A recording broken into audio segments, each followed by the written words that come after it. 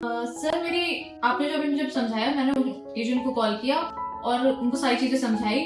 फिर उन्होंने अपने कस्टमर को कॉल पे लिया, फिर हमने उन्हें भी सारी चीजें समझा दी कि इस तरीके की चीजें होंगी। फिर भी उनका ये कहना है कि मैंने 6 साल से क्लेम नहीं लिया है, तो मैं एडमिट हो जाता हूँ, तो उसके बाद क्या मुझे ये सारी जो चीजें हैं मिल जाएंगी? नैन्सी जी, अधिकतर लोगों का ना यही होता है कि यार मैंने पॉलिसी ले रखी है तो किसी भी चीज के लिए अगर मैं एडमिट होता हूँ तो क्लेम मिल ही जाएगा। बट उनको इस चीज में अगर वो सिर्फ एडमिट हो रहे हैं टेस्ट कराने के लिए तो नहीं मिलेगा।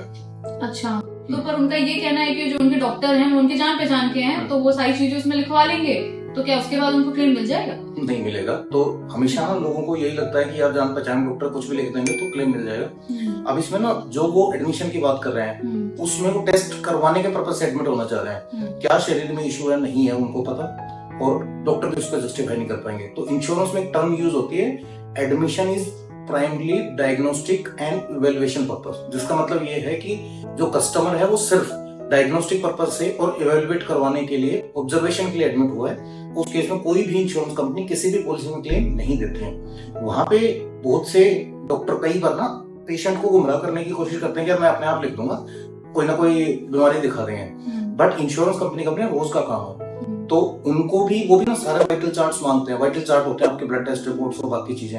अगर कोई बीमारी उसमें ऐसी नहीं निकली जिसके लिए कि इन पेशेंट का एडमिशन बनता हो, 24 घंटे एडमिट रहने की जरूरत पड़ती हो, तब तक वो क्लेम ना जस्टिफाई नहीं होगा।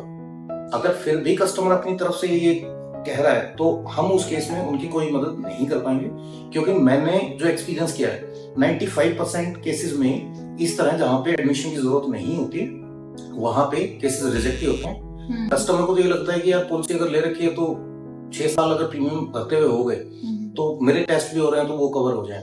उनको ये समझा दो कि जी फिलहाल आप टेस्ट करवा लो अपनी पॉकेट से, उसके बाद अगर उनमें कोई इशू आया तो इशू आएगा तो दो ही चीजें होंगी, या तो ओपीडी में ठीक हो जाएंगे और या एडमिशन की जरूरत पड़ेगी। अगर वो ओपीडी में ठीक हो जाते हैं तो उसके बाद उसको कुछ भी नहीं मिलेगा।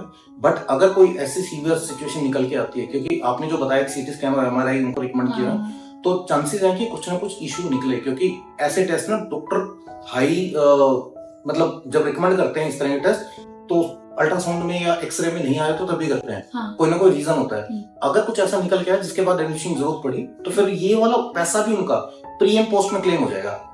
एडमिट होने से पहले का जैसे नॉर्मली पॉलिसीज में आज के टाइम में 2 महीने पहले का और 6 महीने बाद का मिलता है, तो अगर अगले 2 महीने तक भी उनको कभी एडमिट होने की जरूरत पड़ी तब भी पूरा पैसा मिल जाएगा। तो आप उनको ये समझा दो कि जी आप इसको फिलहाल करा लो, फिर भी नहीं मानता तो हम कुछ नहीं कर सकते उस केस में। ठीक है सर, ठीक है, ओके।